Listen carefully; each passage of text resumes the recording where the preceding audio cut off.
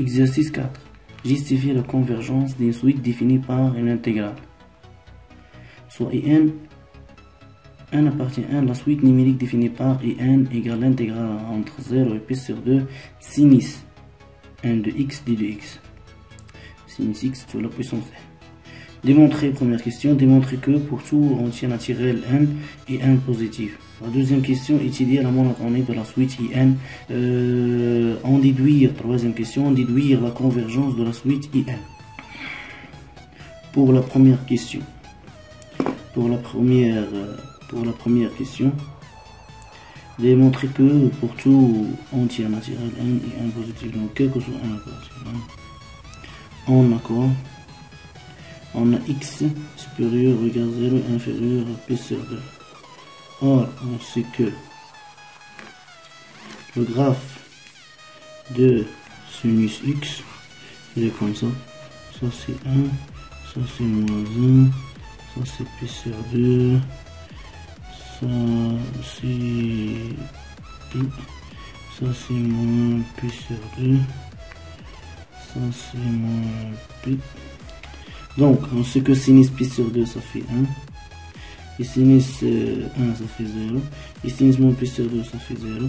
Et sinus, sinus moins pi sur 2, ça fait moins 1. Et sinus moins pi, ça fait 0. Donc, le graphe, il est comme ça.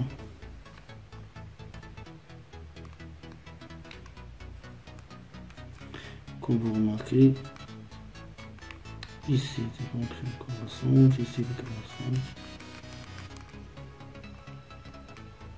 Donc, comme vous remarquez, si x entre 0 et p sur 2, sinus x, il est une fonction croissante.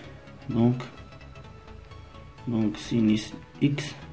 Donc, si je fais rentrer sinus x, alors sinus x supérieur ou égal sinus 0, inférieur ou égal sinus p sur 2. Parce que entre 0 et p sur 2, sinus x est une fonction croissante. Ça c'est y égale sinus x. Donc, sinus x, si je fais passer puissance n, donc sinus x sur la puissance n inférieur, regarde, sinus pi sur 2 ça fait 1, 1 la puissance 1 ça fait 1. Sinus 0 ça fait 0, 0 puissance 1 ça fait 0.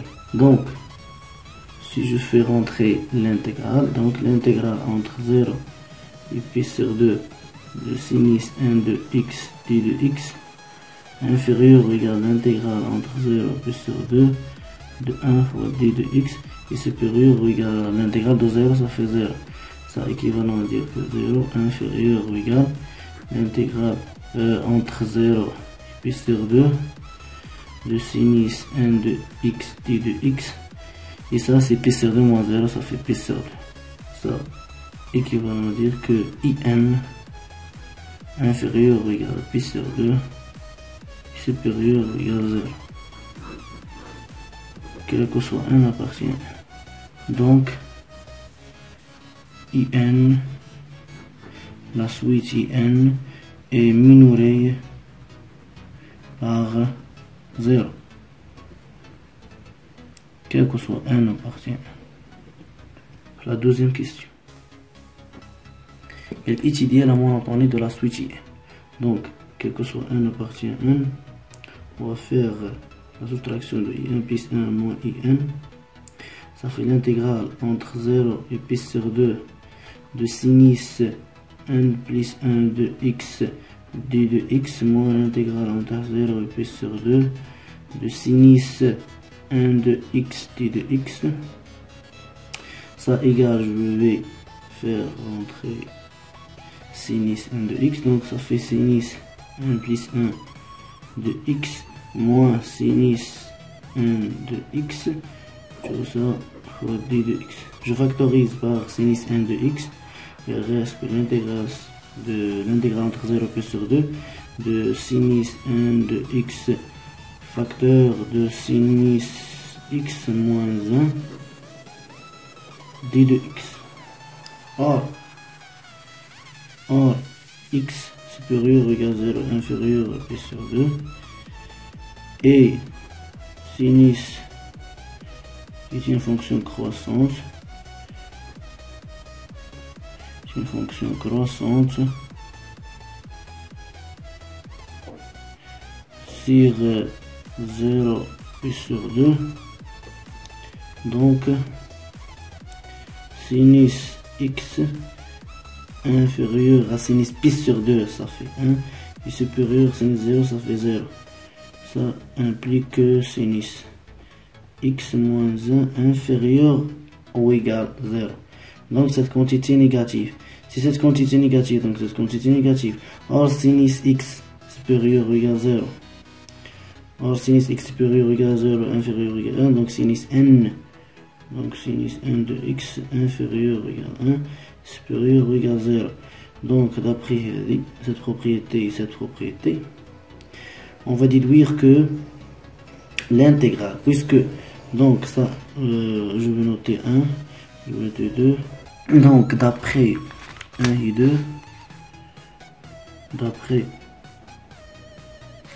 1 et 2, sinus 1 de x fois sinus x moins 1 est négatif. Ça implique que l'intégrale entre 0 et pi sur 2 de sinus 1 de x facteur de sinus x moins 1 d de x est négative. Implique que in plus 1 moins in inférieur ou égal 0 implique que in plus 1 inférieur ou égal in, quel que soit 1 appartient à 1. Donc la suite in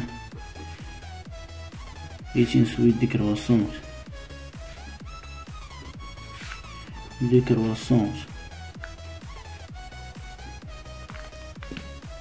Troisième question. Question numéro 3. Il faut déduire la convergence de la suite. Puisque in est une suite minorée par 0 et in est une suite décroissante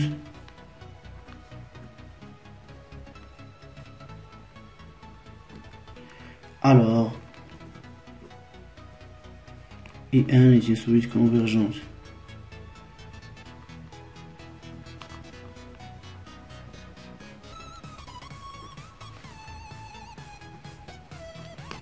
Je suis convergente. Elle converge vers une limite supérieure ou égale à 0.